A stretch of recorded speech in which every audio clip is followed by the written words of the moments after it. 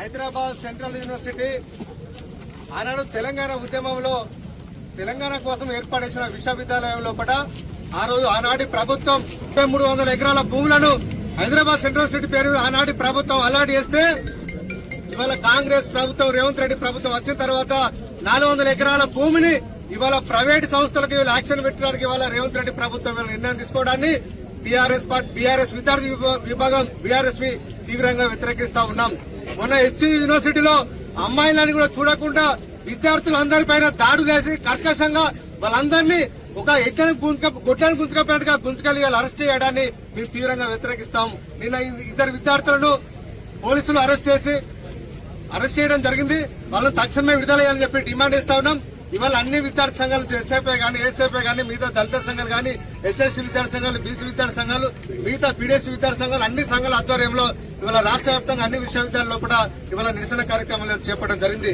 ఎందుకంటే ఎన్నికల ముందు రేవంత్ రెడ్డి గారు చెప్పారు, మా ప్రభుత్వం అధికారంలోకి వస్తే ఉంటే భూమి కూడా అమ్మాం, ప్రభుత్వాన్ని నడిపిస్తాం తప్ప భవిష్యత్ తరాల కోసం భూములు అమ్మాల్సిన అవసరం లేదని చెప్పి ఆనాడు మాట్లాడిన రేవంత్ రెడ్డి గారు ఇవాళ అధికారంలోకి వచ్చిన తర్వాత ఇవాళ 400 ఎకరాల భూమిని ఎట్లా అమ్మాలని చెప్పి చూస్తున్నామని చెప్పి ఇవాళ మేము ప్రశ్నిస్తా ఉన్నాం.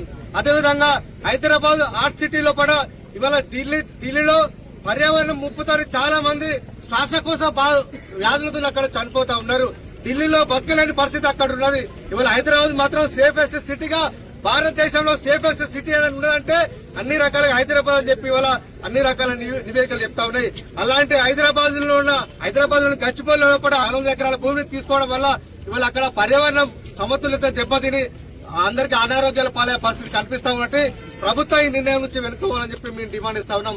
ఇవాళ పర్యావరణవేత్తలు మేధావులు విక్కులందరూ కూడా ఈ ఉద్యమంలో కలిసి రావాలని చెప్పి హైదరాబాద్ సెంట్రల్ యూనివర్సిటీ కాపాడాలని చెప్పి అక్కడ భూముల పరిరక్షణ కోసం అందరం పోరాటం చేసిన బాధ్యత మనందరి మీద ఉన్నది. ఇవాళ జనాభా రోజు రోజు పెరుగుతా ఉన్నది.